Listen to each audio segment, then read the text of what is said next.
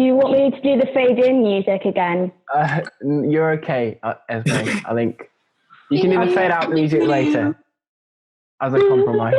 Ooh, Inside. Inside the band. Oh my god. If you're recording this will actually be the intro music if you wish. Yes, please do. Please keep all of this. I love it.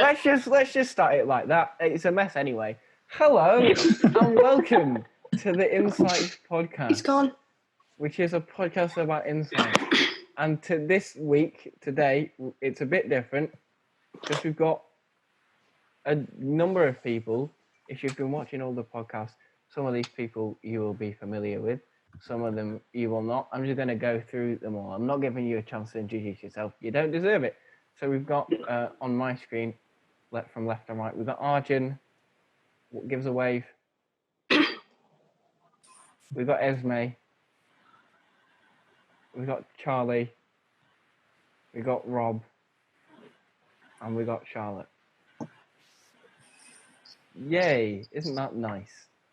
So this episode of the podcast is going to be a bit different because people are starting to go back to work and schedules are getting a bit more sort of difficult to navigate. So we couldn't quite organise it as the normal ones, but that's fine. We're going to, carry on with them as they were next week.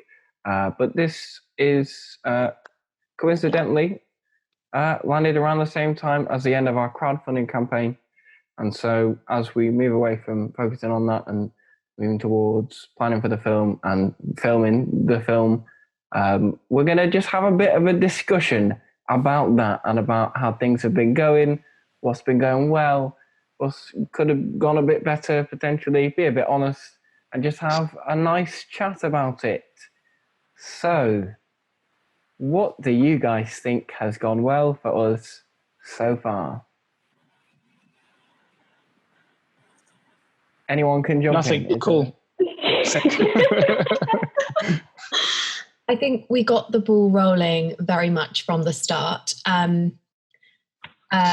For example, if you look over to our crowdfunder page, you'll see a little promotional video by our team that was edited by Rob kind of well in advance of it being needed to go up. And it encompassed a whole thing, not just the director or the producer. And I think that it's the kind of that which is one of the examples that I think shows that we're kind of on the ball, organised, scheduling things. It's been fine. Yeah, I think our social media has been our biggest, what's the right word?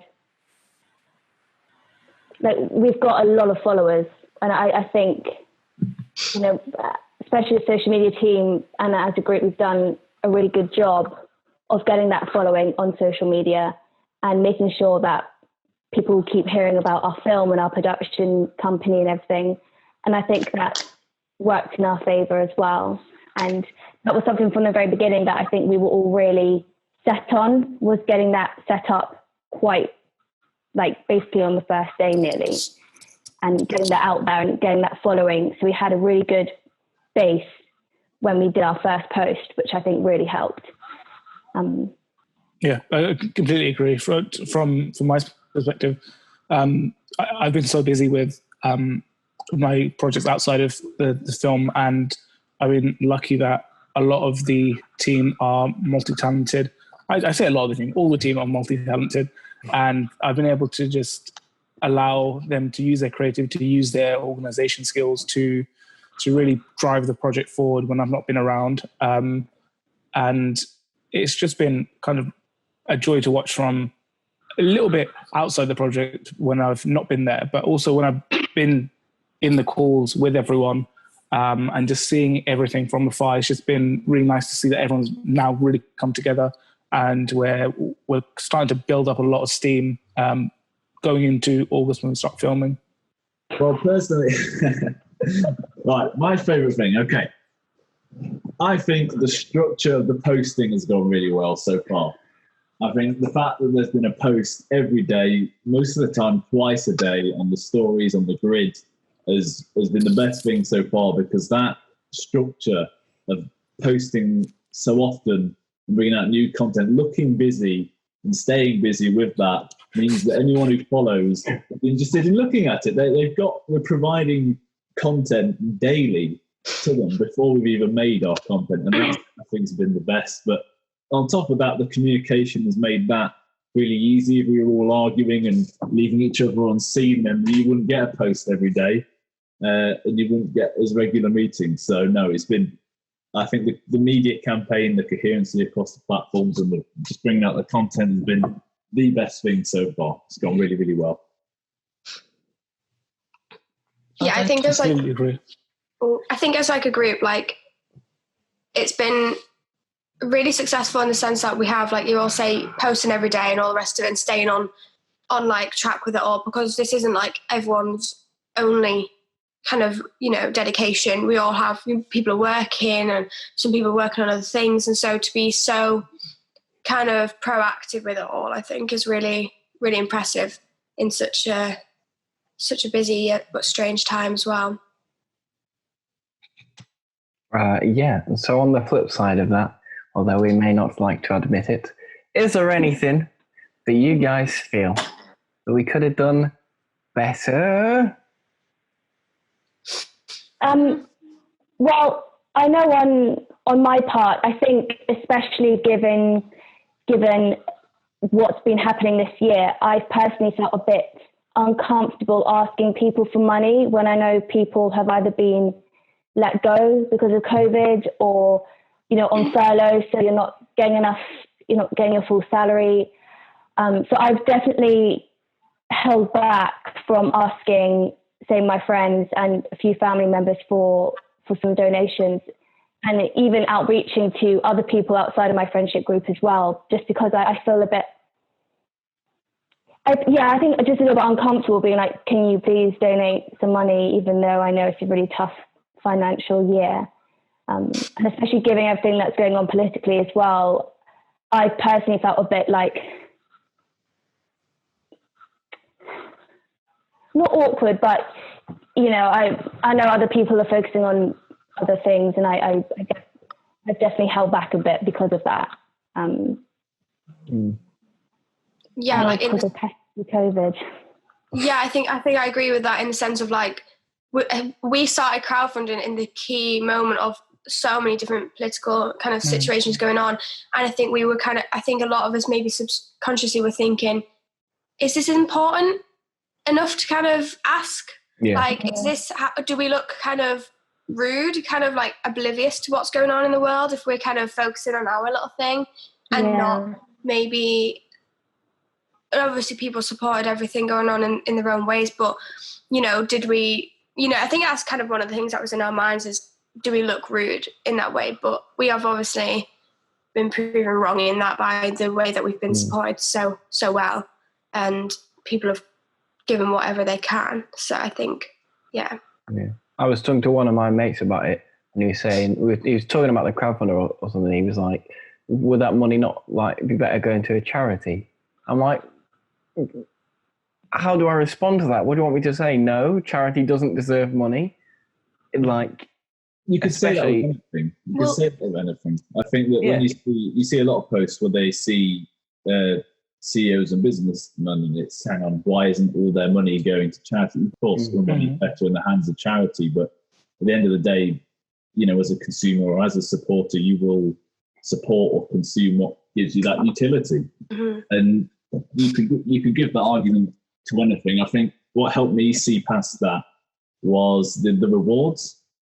Because when they were offering the rewards, it really felt like they were purchasing something. They were purchasing, the amazing info book that Ben made, or the signposters. And when the terminology shifted slightly from donate to support for a reward, I felt a lot more comfortable with that and sharing that out. And that's, what helped me to see past it during that process. I love how we turn the negatives into a positive here. There are no negatives, but perfect. I think it's hard though as well, because it's like, yeah, there will be people that say, would that not be better going to charity? But at the same time, you can't support every single charity in the world. You can't give every single penny you have to charity, but we've done what we can, and we are looking at supporting the charities that are relevant to the film. So it's not like we've completely been oblivious to it. We're taking all the money, we're going to make a film that we enjoy.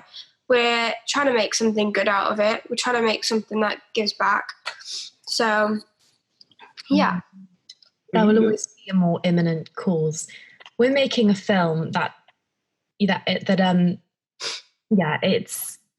it's complete. It's different. I think that the question you were asked, Johnny, was quite a difficult one, but not particularly necessary, because there is always something more pressing. But we're still young people at the end of the day who have our own mission, and we all have our own little journeys. And I think that we should just bear in mind that. Just that. Yeah. But we are obviously all very considerate of what's going on in the wider world. So similarly to what Esme was saying earlier, I have found it difficult maybe at times to kind of be promoting our film when social media at that time, hopefully still now, has been flooded with all of that kind of content. It felt a bit, we don't want to be tasteless, but it's just unfortunate timing, I suppose. But we've got to plough on, and I'm glad that we have. So, what have you enjoyed about working on the film and working as a team and the stuff we've been doing? What have you guys found fun? This is probably something that, although we have tried to open the actual story process to everyone, something you guys might not have directly been a part of, but it's kind of been coming home from work at around 9:30, 10 o'clock, and just sitting on the call for 2 hours, quite literally bashing the script out. Right at the start of the process in mid-March and early April, myself, Bethany, Padma, Bailey, and Beth were just on Zoom calls every evening, just trying to get this story written. And although at the time I was just like, oh God, I just want to go to sleep, it was probably the most fun I've had in the last year. I mean, every moment since then, in the nicest way possible to you guys, hasn't kind of lived up to it, if that makes sense. But I'm hoping that right. going forward, it's terrible. No, you're not all terrible. That was just like the highest, and then now everything's just been like at that level since. Sure. That's funny. I think it's the power to be creative, I think. Yeah. Like, I think it depends. Obviously, like, from an actor's point of view, I think when you get booked, you don't really get to be a part of the creating. You get told who you are, you get told your story, you get told, where you're going and everything. And I think the power to kind of develop it yourself. Obviously, you have your own interpretations, but everything's already there's already a foundation given to you, or like many layers given to you. And I think being able to kind of comfortably say to, Arj and yourself, actually, what about this? I kind of want this in my character, and I kind of feel like they do this and so. I think it's really nice, and it's different, and it's nice to kind of experience as well. Yeah, I agree. I mean, it's not very often you get a film or a theatre show written for you. Yeah. And as you say, designed in a way where you have an input. I mean, obviously it does happen. The actors are allowed to bring something individual to their character, but it doesn't happen especially for me, very often. No. Where, you actually get to chat to the writers and producers and director, and you get to see the whole process behind it, and you have an input, and that's really refreshing and exciting, especially when you're starting out in acting. You do tend to get typecast a lot, given how you look, how you sound, and it's quite nice to just go against type sometimes. And when things are written for you, it kind of gives you that freedom to do that, especially for someone like me. I mean, a lot of my roles are quite samey, and Robin's quite a different character from myself, and I'm really honoured that I get to portray someone like her, and really excited. And it's sort of so against what I normally go up for. So yeah, I'm really, really excited. What kind of roles would you go up for? To be honest, I normally go up for roles like Sierra. I normally go up for emotionally distressed characters who are often on the verge of a breakdown. Or I go up for period dramas a lot. I get a lot of ghosts. I had a phase where every audition for about 3-4 months was to play a prostitute in a period drama. And I was like, do I have a vibe? Are my headshots too saucy or something? So it's literally like, prostitute number 3, another harlot. I was like, oh, okay. But I always got the same feedback. It was always, oh, you're not buxom enough.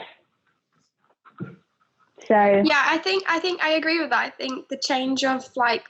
Were you always going for prostitutes as well? Is that what you're saying? No, Johnny. That's just me. No, but I have such a young playing age, and with my height and my look, like I'm 21, but I play 16-year-olds all the time. Yeah, same. All the time, and I am like wondering how it's going to come across having to play such a not older, because obviously my character is going to be like a young, like, you know, new to the profession, but I don't know, I think it's interesting to kind of have that diversity, because I either normally play like a bratty teenager or like, you know, like annoying, like typecasts, like such typical teenagers. Like, yeah, I think it's interesting to play someone quite intelligent this time and with a bit of power in their kind of role, and it's completely different because normally I'm the one that's powerless, you know, as a teenager you've got told what to do. So I think it is really interesting to kind of develop a character and have the power to kind of break out from that. Yeah, absolutely. Yeah. When I was younger, I was cast as a dancing duck, so I don't know what that says about me. Oh dear. That's me as a What film were you going for? It was Shakespeare. You know, I was Macbeth in Shakespeare. No, it was a musical written by my mum's German friend. What we've enjoyed about what have you enjoyed about the process so far? For me, I think it's been properly acting again. And I mean, I'm on a gap year currently, and I've not properly acted in like a year, which sounds like a long time and is a long time for me. So it's nice to just be given a script, unpacking it, kind of immersing myself into this new character, this really well-written, multifaceted character. I'm looking at the script now, by the way, which I'm not going to show because, this is going out this Tuesday. Just getting myself into a different mindset, the mindset of the character I'm going to play. And yeah, she's a great role.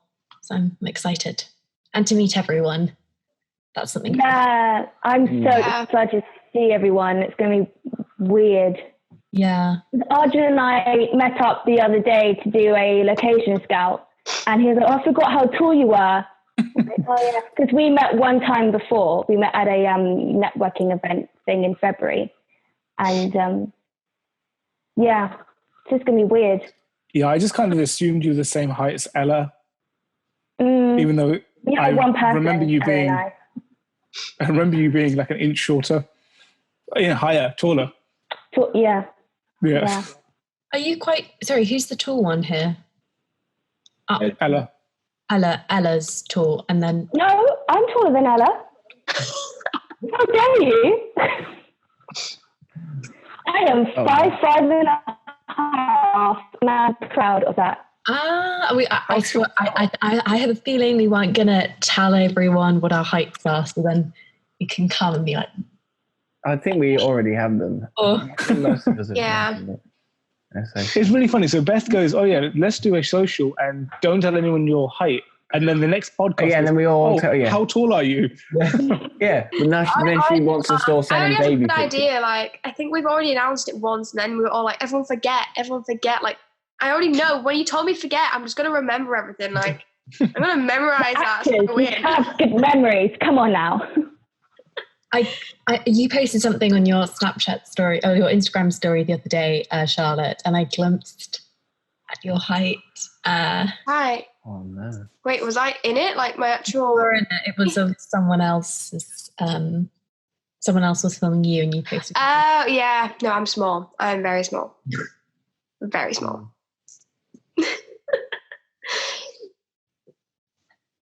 So, what on that point, as we were just sort of mentioning, then aside from meeting each other and actually filming the film, I'm going to make it a bit difficult for you. What are you most excited about? Looking forwards beyond the end of the crowdfunding? The screening. I've said it before anyone else did. The screening. And to see how many festivals. So I'm going to say something a bit controversial because I'm pretty sure you guys do disagree with me on this. I'm glad it's been pushed back.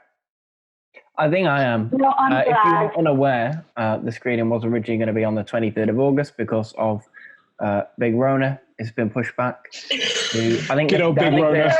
Big Rona. I think the current date is the 17th of October. That's subject to change, of course, but it is, as it stands, it's 17th of October, so it got pushed back.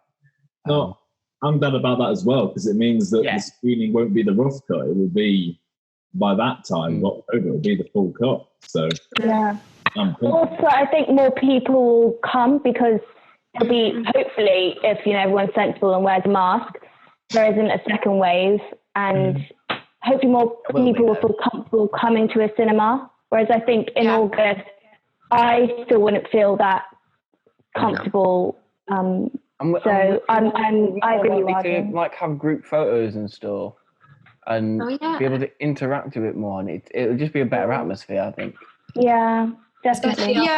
Interval, because we would have had a day on the 22nd of not seeing each other, not kind of doing a workshop or something before then the screening happens on the 23rd, but of course that's no longer the case, so we'll have over 2 months, about 2 months, about 2 months. Yes, I think it's around 6 weeks.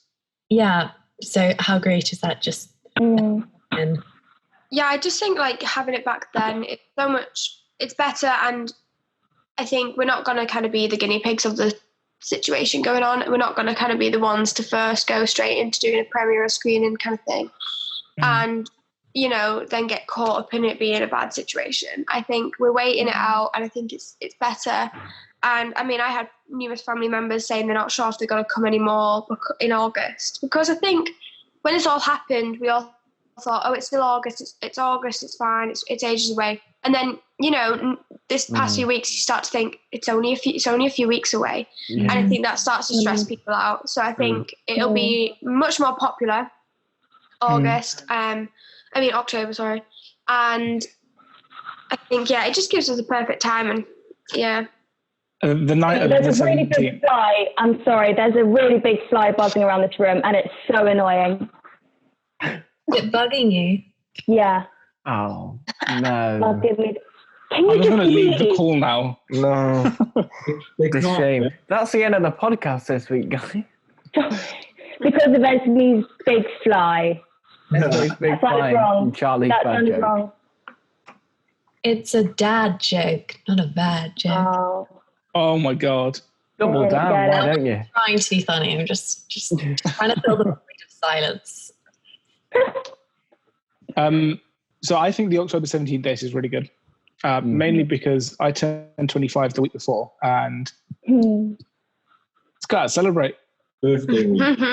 You're too old, Arjun. Too old. I'm really excited for once the screening's out of the way and all the rest of it. I'm really excited to see where we get accepted film festival wise, and just to see because it'll be nice not to think that we do the screening and we never speak again. Do you know what I mean? We know that we're going to take this film places, and just keep on. It's going to be kind of a little thing that we've all got now, and hopefully over the next year we can take it to numerous different places, and we can all try and go as many people can go as it's possible to actually see it and all the rest of it. So I think that'd be really exciting. Now, I know I've spoken to a few people that have already scouted out people in the group that they want to work with in the future. I know Bailey's been mentioned a few times by other people that have been, oh yeah, we're going to take Bailey. Bethany's been taken onto a few projects, and speaking to Esme about doing a potential project in the future as well. So that'll be quite interesting to do. Sorry, is this you scouting or people scouting from other groups? And no, those 3 people I was scouting, but you were scouting. Yeah. Why are you not scouting the rest of us, Arjun? Are we not good enough for you? Hang on, I've not spoken to all of you that much, apart from Esme, Bailey, and Bethany. I have met in person. Yeah, I think people need to meet first and see how the film goes as well. I think there's definitely opportunity though as a team, and whoever feels like they have ideas and they want to take, and I think there's definitely opportunity to make a lot more really good stuff. And the thing I think about especially this film is we've always said we see it as a feature film. You know, it has the potential to be one, and I think if we're all, obviously we'll see how this goes, but if we're all willing, I don't see why we can't. Yeah, definitely. A lot, you know. This is one of the tricky things about turning a short into a feature, is you either write it as a short and you keep it as a short and then it gets taken on to be a feature, or you write it as a feature and then just leave it as a feature. You can't say, I want to do this short film and then turn it into a feature by adding 2 or 3 more scenes, because that kind of says, why did you make the short? Then it makes it less punchy, less effective. So I know I've said we could make it into a feature, but we'd have to change it and refilm it. It's like anything. It's like taking a stage show like Fleabag and then turning it into a TV show. You know, essentially the premise is the same, but if you watch her live performance and then you watch a TV show, they're very different, really. I mean, they have the similar characters and a similar vibe, but... Yeah, I mean... Bye, Esme. Oh, no. Bye. Time. The flies killed our internet connection. Oh, dear. No, I agree what she was saying. Yeah. Yeah. Esme, sorry, you completely cut out there. The fly killed your internet connection. Don't worry. Wasn't interested. We got what you were saying there regarding the theatre to TV and all the rest of it. Yeah. You can make things you can kind of advance with things and I definitely think it'd be an adaptation. Yeah. Maybe we'll be able to find out if Insight becomes a feature film, what actually happens in the end. Comes through his blue door. Yeah, mate, welcome to the podcast. Oh, that should have been the intro.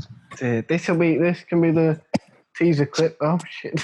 You should do like a montage for the intro of like all the really random stuff that's been said. Like Esme just going, "There's a fly in my room." That's just the whole podcast. It's so dumb, and honestly, I'm going to get my croc on it. I'm getting my croc out now, and I'm going to... Oh my God, the orange. Those are my crocs. I've got a little bike. Cute. This is what age does to now. you when you get older. You buy crocs. You remember when crocs were cool? They are cool. Okay. My mum said they're cool. Oh. Can't argue with that. She also said... Don't argue with the mums. Yeah. No, but my mum also said that these crocs would ensure that I stay single for the rest of my life. So... Well, that's probably for the best. What, that she stays single for the rest of her life? Yeah. I mean, yeah. Probably. I'm sure I'll you just get won't. 50 dogs. Thanks, Arjun. That's really right. half-hearted. you might. Shush. Shut up now. You know, we were speaking earlier about you being barefoot. I mean, what size are your feet? 5. Where has this conversation gone? What size are your feet, Arden? Yeah, what size? Size 10. I'm insinuating the Crocs. Are girls and boys' sizes the same? No, That's really they're a bit different. Oh, okay. I'm glad because that felt a bit weird to ask. But Why, Charlotte? Do you have size 10 feet as well? no, I was just thinking like I have size 5 feet, and then when Archie said he has a size 10, all that came into my head was, wow, my foot is exactly half the size as Archie. It's not how feet work. I don't work like that, Han. Exactly half the size. I don't know. I was thinking he's got really big feet. I mean, someone who's a size 16, like dress size 16, isn't twice the size as someone. I thought you were talking No, about I know. Size 16 feet, massive clown feet. I know. I was thinking. I was like, size 16. No, Yeah, I've no. got size 16 feet, me. Dude, damn. I don't think that would work because you're quite small, aren't you?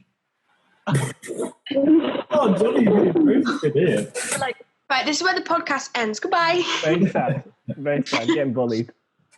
No, I do have small feet for a guy. My feet are about size 7, which is very small for compared to most people my age. But it's fine. It's fine. I'm not bothered. It's They fine. might grow still. They might grow. They won't. I think my dad has size 7 feet, and he's taller than me, and I'm 5'6". I didn't want to say then. I'm taller than that. Average height, it's nothing spectacular. I've got size 13 feet. Let's go. Oh, you're back. Oh my god! Whoa! Who was your feet, Rob? There you go. This is what you subscribed for, my feet. This is what you wanted to see on the description. Anyone who has a Let's foot wait fetish messages is now. going nuts over this podcast. Right, let's definitely just cut this bit out and leave it for the After Sight podcast. There is no After Sight podcast. The After Sight podcast is a one-time thing we're doing, okay? After the Sight podcast. You can sort that out, mate. I think this whole podcast, I'm not going to all that fast. Keep it for like the end of film reel and just make like a moments video. Moments of And this is what's going in our moments, is it? yeah. My feet. Give us some giggles. Well, It'll Also, give everyone a laugh. I will edit your After Sight podcast. Don't worry. After Sight doesn't even... It doesn't make sense as a title. I don't get it. The Hindsight podcast. Oh, very good. Oh, that's Very good. That's why you're director, honey. Right, on to the next question. To the next. I don't have any more questions. if you're referring to an animal and its hind legs, and you're referring to the back 2 legs, so surely it should be the Backsight podcast. the backside. That's a bit too close to And the it's backside word podcast. side, For and me, I I think. don't think that's the kind of vibe we're going for. So. The arse podcast. Another time. Okay. The rear end. Where's the leave button? Please call. Can we just delete this and record it again? Let's keep rolling. Scripted answers this time. We get given a script. Not allowed to I would watch. like to just say, this is Bailey's idea. So, Someone just make no. You should edit like all these bad moments and then just send it in a group chat. And they're like, "So the podcast's ready, guys." And they're like, and if we do 2 podcasts, and one of them "Can't should do miss. this." I don't think we can even label this as a podcast. You have to label it unsuitable for Let's children. get back on From track. YouTube. Yeah, right. Let's actually Next question. next question. Although I don't have many questions Give written us down. some. I expected more of like a general discussion that didn't devolve into whatever it's devolved into. But Sorry. And bum. what? To be fair, I'm surprised it's even got to this. I mean, we normally get to this stage when we're drunk. I mean, if we can get it to this stage when we're sober, well, I fuck. assume Charlie's sober after she's had a can of San Pellegrino. Pellegrino. With a lot of vodka in it. Lightweight. When is the next social? I remember someone asked. Tomorrow night. Oh, let's. okay. Yes, tomorrow. Oh. So this is really funny. I asked in our little producers chat if the next thing should be on Monday, and no one replied. And I was like, okay, cool, that's fine. No, wait. I thought that's fine. I'll plan something else in that case, then, so I'm not like doing nothing on Monday night. And then Natalie asked, oh yeah, so when's the next social? And then Bailey goes, oh, it's on Monday. And I'm just like double booked now. So. Oh no! Oh gosh! No, you have to come to ours. I'm. Yes. Right. What? First of all, tell us what your other thing is, and then second of all, please try and explain why it's more important. Yeah. I have not seen my best friends in about 4 months, so we're going to get dinner. Not good enough. Come to ours. Bring them along. Not even met all of us yet, but should still come. They'd love to meet us. We're so friendly and normal. Normal. Yeah, I believe it. That's the word.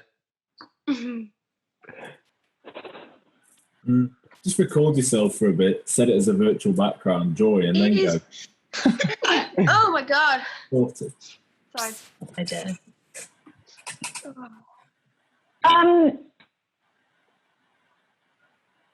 Yeah.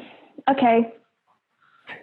Yes, Esme. I agree. What's everyone's favourite Yeah. restaurant? Favorite restaurant? My kitchen. I don't know. Pie. Subway. Subway's not a restaurant. What did you just say? In some places of England, it is okay. What is? No, it isn't. Subway's not a restaurant. Actually, it is technically called. No, I don't care about technicality. Subway's not a restaurant. More like a cafe. Wait, it's good. Subway's not a cafe. Actual like a cafe. It's not a restaurant. It's more of a restaurant than a cafe. It's more of a deli, though, isn't it? Really? Deli. That's the word. Yeah, but if you look online, it's a restaurant. Okay. Yeah, but no one says, "Oh, we should go for a nice meal out in this restaurant." Where we go in Subway. I mean, if you're, If you rob. I'm gonna take that'll be Rob, like asking a girl out, he'd be like, I'm gonna take you to this lovely restaurant, Anna. You get so many choices. You get to make your own food. Honestly, it's incredible. And they do deals. On a side note, if you're taking a girl out, it shouldn't matter which restaurant you go to, even if it's Subway. exactly. The milkshake Yeah, but bar. if you do go to Subway, Milkshake bar. You go. I think I'd be You don't disappointed if know- you got dressed up and rocked up to Subway. Hi. And obviously, you just preface it at the start. It says, don't dress up. I mean, I'd be upset because I can't eat anything at Subway, so I'd be like, this guy clearly doesn't know anything about me. you can't eat anything at Subway. I agree because I don't think they do gluten-free. They don't. No, that's why I've not been there in years. Not that Yeah. I've ever been They do there. salad boxes. Great. I just get- Oh, great. Yeah, you can have a salad sandwich. Go on, salad. I have a salad sandwich there. Oh, I bet you do. I mean, Salad. I do You like. work at Waitrose, Arjun. Why do I actually expect love any salad different? boxes. I do like a salad bowl. Just when I can make a salad at home. When I'm going out to eat, I'd like to do something I can't cook at home. Yeah, true. I hate going out like for meals and then unless you're on holiday, Yeah. getting a salad is just such a pointless thing. Mm. I Especially being like, no, you go. well, I was just saying, just being vegetarian and a celiac. Often the only thing I can eat on the menu is salad and chips. So You're lucky sometimes if you even get chips because a lot of them are Yeah. cross-contaminated. flour. Yeah. Pick them up. Yeah. That Such is as not that we're going to be going there, guys, because you know. Okay. Eco. I'm ready for the eco stuff. Yes. So We'll have a Charlie and vegetarian I. day, haven't we? Mm. Yes, I'm bringing it back to the podcast. That was a great Yeah, transition, by the way. that- Great transition. Flawless Professional. segue. Segue from Subway. Charlie and I are part of the Eco Warrior team. That's our little Absolutely, of course, yeah. like our little handshakey thing we do over Zoom at the end of every meeting, because it's supposed to be like the world, like one world. Claps because you're with Anna, aren't you? Well, she just goes in a circle. We suggested we were going to do that at the end of every meeting, then we haven't done, which is quite frankly a disgrace. I agree. Yes, Charlie and I are on the Eco Warrior team to help ensure that our film is as sustainable and environmentally friendly as it can be. Because, in my opinion, after diversity, sustainability within the film industry and the whole showbiz industry is the next big thing that I think needs to really be taken seriously, because as an industry, I think it's quite wasteful. And I'm really excited that our production company is sort of making a point of it being very vital to our film, because we are the next generation of filmmakers and we are paving the way for the next generation of filmmakers. And if we can show that it's possible to have a sustainably sound set and production, and you can do it for quite cheap, then hopefully it will sort of give everyone else encouragement to do the same. Yeah, and leading on from that, I'm just going to quote Emma Watson here when she did her UN He for She speech. Not quite the subject matter, but she said, if not me, who? If not now, when? You know, and climate change and, you know, saving our oceans are very imminent concerns, and which could affect us within our own lifetimes. So while we've got the opportunity to control how we make this film, why not try and make it as sustainably as possible? And luckily we've been funded so well by the public, thank you, so we can afford to make those little leaps, which long term will serve us well if done communally. So hopefully we'll kind of setting a good example for other upcoming filmmakers. Yeah. And also we're not compromising our safety COVID-wise. So, you know, there are a few things which we have just had to not give into, but just go, you know, we can't risk our own health and safety, especially as, you know, what's going on at the moment. But we are making sure that all our PPE is as eco-friendly as possible, which has been a good thing that we've been working on, really. And also sourcing all our props and costumes from secondhand stores or like places like eBay or you know, Depop and Gumtree, and thinking about what happens to our props and costume after them. Mm-hmm. So, you know, you're not just going to sort of bin everything. Like, you have to think about what happens to that notepad after you finish using it, which I know sounds quite obvious, but so often things just get thrown away or left or forgotten about. Yeah. And we're really making sure that everything that we buy or source, we know exactly what's happening to it after filming happens. Yeah. So, and that's being documented via a spreadsheet. A very exciting spreadsheet. As all spreadsheets are. Yes. Yeah, very true. There was the last podcast episode was the special greenhouse as well. Yeah, So. yeah, and you know that came up about with coronavirus and some of the stuff that we're trying to make those. What's the word? Sustainable.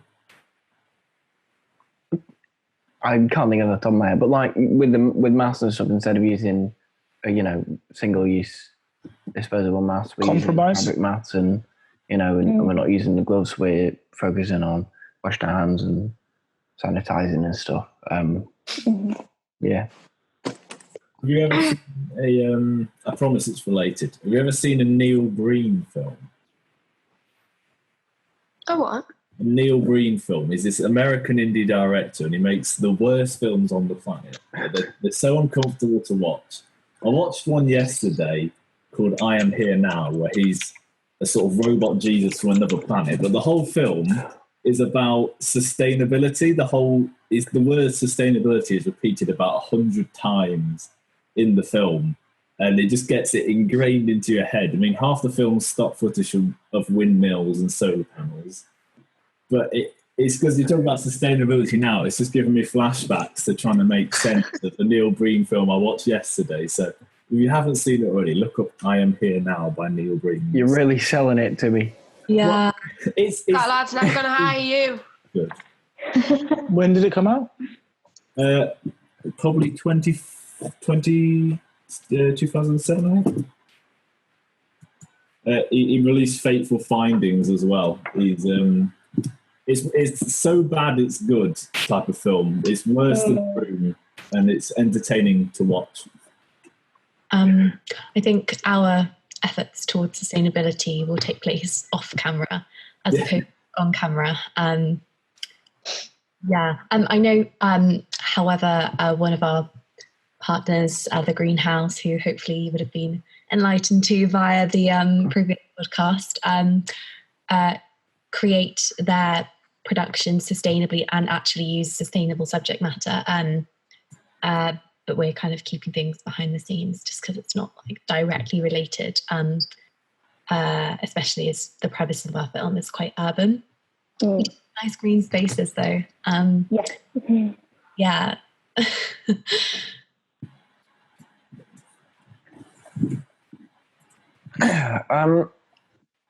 So moving on from that, what a great segue that was. Just awkward silence. Let's have a bit of a chat about the crowdfunder, because by the time this goes out, the crowdfunder will be finished. Hopefully we will. Yay! We made it. Let's go. 1,000. We're so close to it currently filming this. And, you know, by the time this goes out, we're assuming we've got there. So, you know, what are your guys' thoughts on that? What have you enjoyed about that? What have you maybe not enjoyed about that? That sort of thing.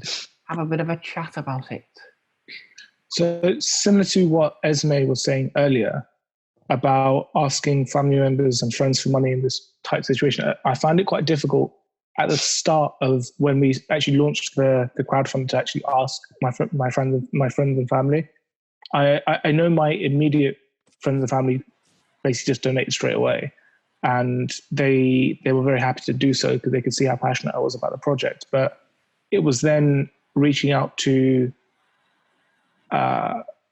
friends who, I'd say friends and family members who are a little bit more distant, who I might not speak to every day, or I might not see for a couple of months or so. And I think just allowing, or just sending like a personal message to them, basically just a bit as a bit of an update. And I think to start a conversation or something, it's been challenging, but also rewarding as well.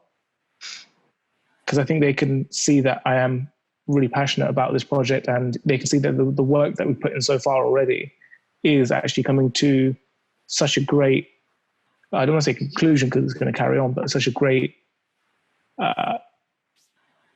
point, if that makes sense. Yeah. Like land, no. Yeah. Fine, no. Mark point, I don't know. Next person. Yeah, I'll go next in order. The crowdfund's been great. I think I have such an incredibly supportive friend group that I've built out of over the years of asking them to do me small favors in my films, and they started to offer because they're expecting it, and they've got such a supportive friend group that they're happy to discuss and they're happy to look at anything to do with the film that I'm sending them. I don't get complaints saying get that insight stuff off my phone. I've had enough. I do. It's all, absolutely love that trailer. That person looks interesting in the promotional video. And no, it was really good. And I think we keep getting updates about the fact that we've got 4,000 pounds, 4,000 something pounds, and you see the slider bar going up, but it's a little bit surreal. It hasn't hit yet, but we've actually raised £5,000 for our film. So I'm waiting for it to hit in, because we speak about it. We got £5,000, but it hasn't hit. It's probably because it hasn't actually hit 5,000 yet, but once it hits 5,000, then it will. It will. It has to. It doesn't feel like we've made £1 million for this film, man. Phew. No, I get what you mean though, Rob. Like, I think it's interesting to... Oh, someone's been arrested. Yeah. Welcome to Manchester.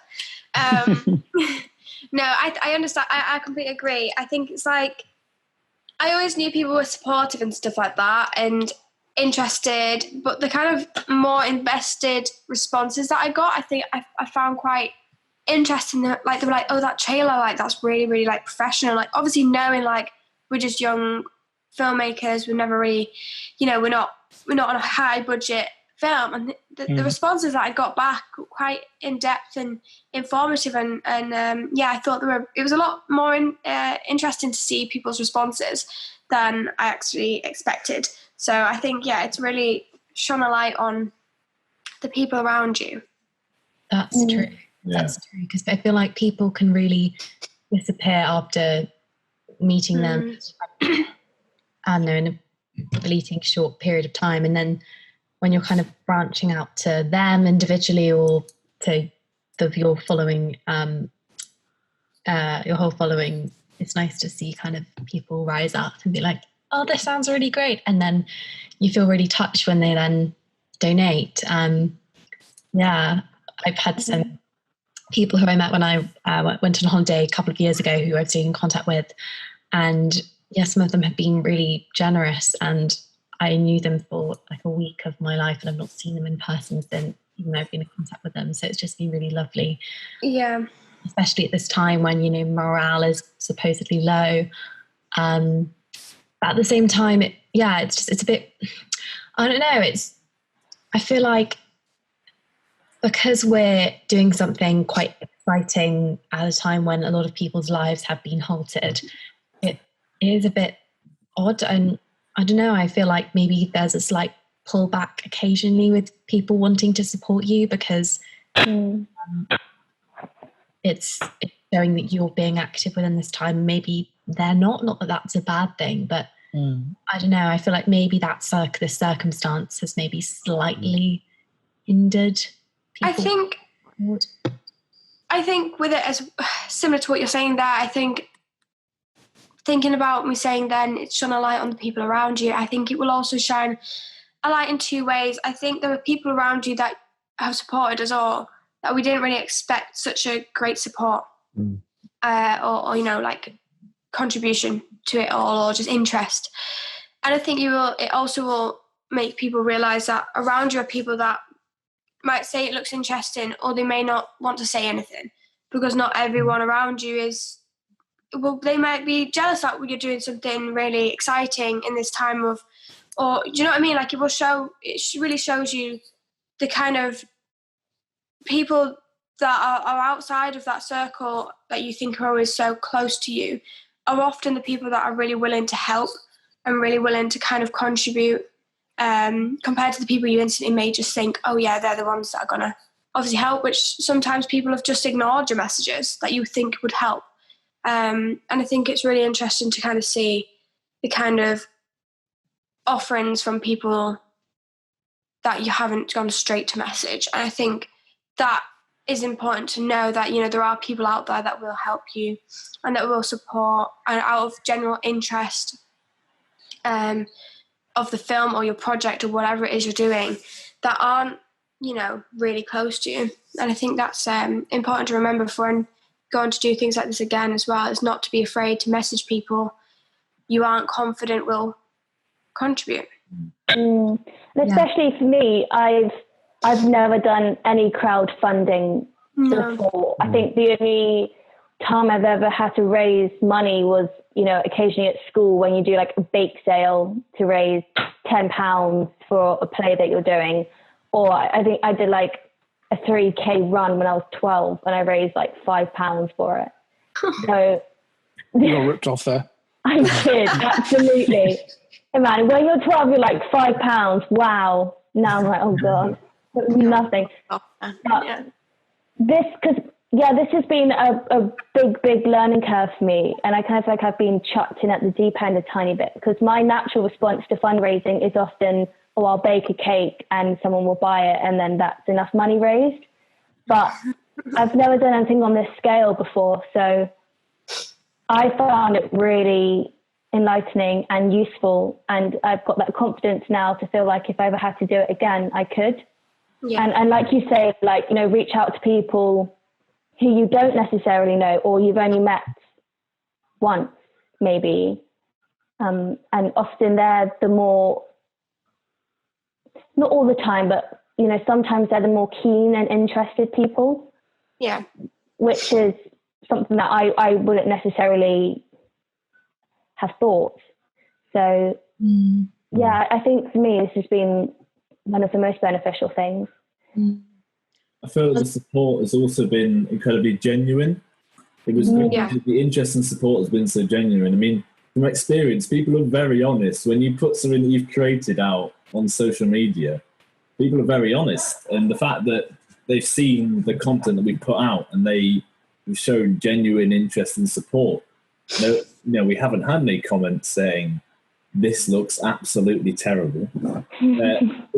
Because honestly, people are genuinely interested, and that's been quite special and, you know, really, really good. I think it's kept morales high. Yeah, and we're not going to put anything out there that's absolutely terrible. Of course not, no. Apart from this, very talented. Yeah, apart from this. I kind of shot myself in the foot there. It's genuine. This is what people want to see. Yeah, they want to see us talking about how big our feet are. Yeah. It's give the people what they want. Exactly. People want to see who you are. And this is why I think that, oh my God, just spilled my drink. People want to, sorry. Okay, we start, take two. It's genuine. These podcasts is what I was going to say. I think are really good to show the audience that we have and the following that we have who we are, because I think it's really hard to connect with something online, especially when you don't have any idea who the people are. And we have got people interested that may only know one of us or semi-know one of us. And, you know, seeing the podcast, seeing the trailers, seeing like the actual intro videos really helps people to know you, get to know you, and feel like they actually know you, if you know what I mean. They get like a bit of an insight of your life, of the past, pun intended. There's one in every podcast, I swear. You got to get one in somewhere. I know. I a side note, I was watching the podcast back that I did with Alex and Elliot and Johnny, and I think it was Alex who said something like, mentioned insight, and then like a second later I was just perked up like I can't read it or say it without thinking about it now. Really much.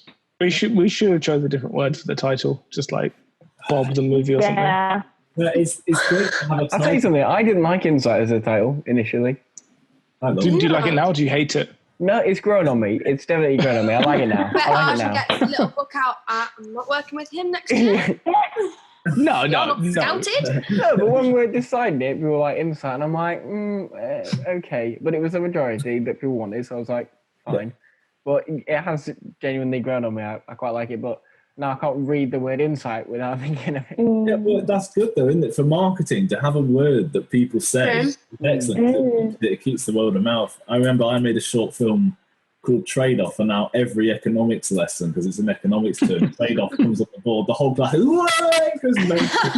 trade-off has come up, and that was great marketing, because everyone wanted to know what the joke was. So having insight and having the puns available, I think is brilliant advertising. Rob, you got such a good hype train. You know, mates are just like promoting each other so much. I'm just like, why can't my mates be like that? I know. I was thinking, I was like, who are these people? I know. I these people on the comments. Why does Rob have friends who actually like him? That's not fair. Law of attraction, everyone. No, but I get what you mean.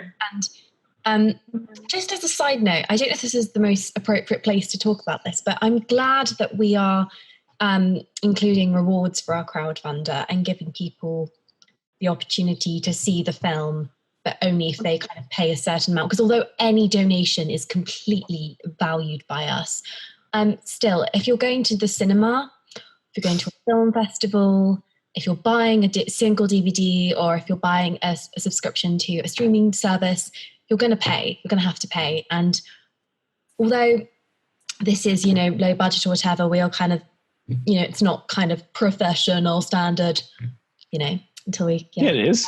It will be. Professional. Yeah, we're very professional. Can you not tell? Let me rephrase that. We're not kind of spewing with money. You know what I mean? It's not kind of high level. It's not endgame. It's still good enough that people should pay, because we're dedicating as much time to this as people would to their full 9-to-5 jobs. Depends who you are in the group. Sorry, Tom. So I just think that it's good that we are kind of marketing it as something pay to see because of this hard work we're putting in. And I think that's right. Just because you know us or whatever from one event or whatever, you can't just you need to invest into us. And that's actually a really interesting point, because on one side of the coin, I'm like, I want everyone to see this film because I know it's going to be good. And on the other side of the fence, I'm like, it's also my career, and I also kind of want to make money from it as well. So it's been really interesting to work with such a dedicated team to get to a position where we're all like, I know all 6 of you or 5 of you quite well. I was including the dog in the talk as well. Or the fly, Arjun. Or the fly. Yeah, the features a bit more. Fly. Our group of 18 people it's our goal to become successful in the film industry. And if we want to become successful in the film industry, we're going to have to find a way to make money. Because otherwise, we're not going to be able to make any more films. So, yeah, and I think that's actually a thing that, especially as young creatives, it's knowing, we're also hungry to make a career out of this, that you'll sort of do anything for free. And actually, I had to keep reminding myself, I'm a trained actor, I'm a professional, and you wouldn't not pay, I know it's a really bad comparison, but you wouldn't not pay a vet to fix your cat, and I understand that sometimes, it's doing a favor for a mate sometimes, but I think especially for a young creative, it's really important to not know your self-worth, but know that, this is your job and your career, and you should get at least some money for it, because no one to say no as well. Yeah, exactly. And you don't want to be taken advantage of, because the industry is so swamped and everyone's so desperate that you will say yes to anything. And I think it's just really reminding yourself to just have a bit more kind of, for me anyway, really just, like you say no to things which are a bit degrading or aren't necessarily gonna help you in any way or something. It makes a lot of sense. I mean, having this experience on this project and having that financial experience, having that financial element that's coming with the project, and especially how professional the results are predicting, it contrasts a lot with the no budget work I've certainly spent my time doing. And I know that after with this in the showreel, my price is going up. From £5. Whether it's from nothing to something, but the price is going up after this. Having that experience and having that time spent on a professional project has definitely given a bit more confidence when handling finance to do with the creative work. So no, I think it's been incredibly valuable for that side of things as well. Yeah.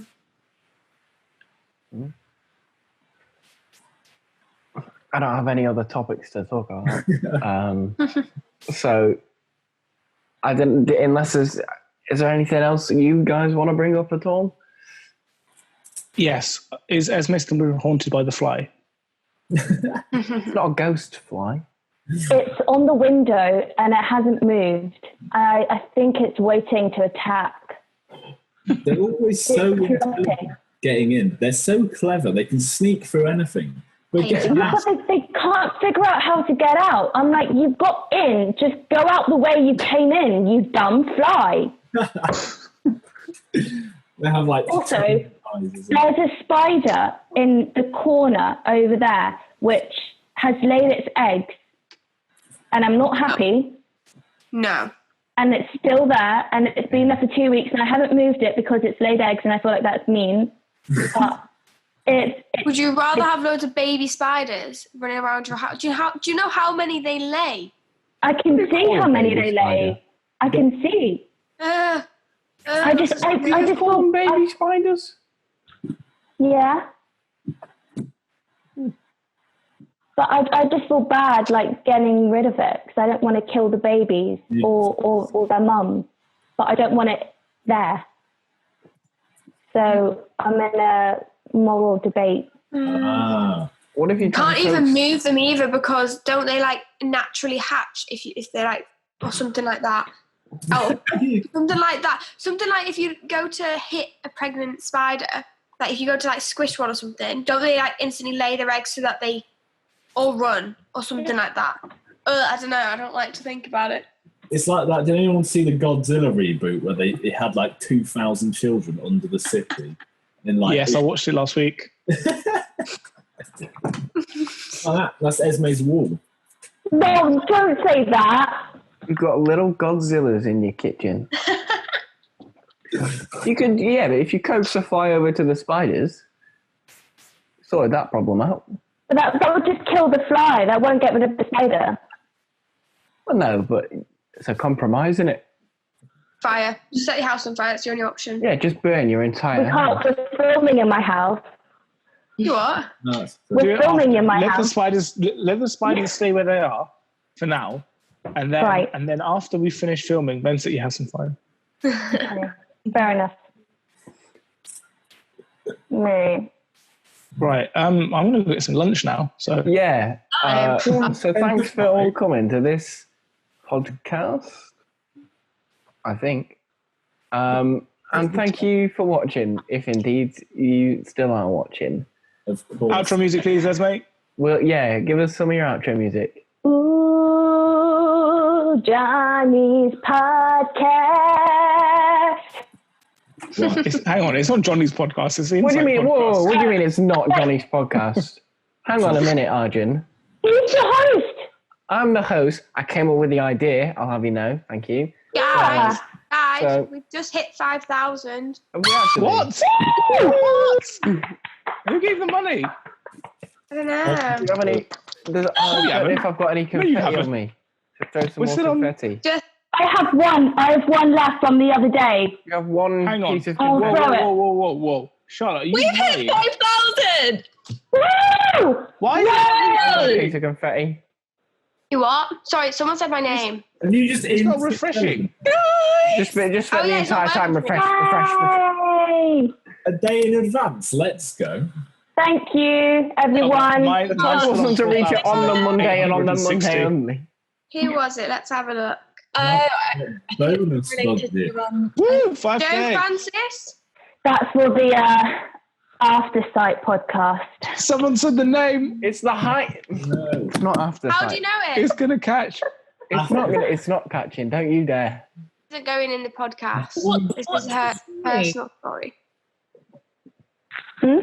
What's the story? For another time. Okay. Ooh.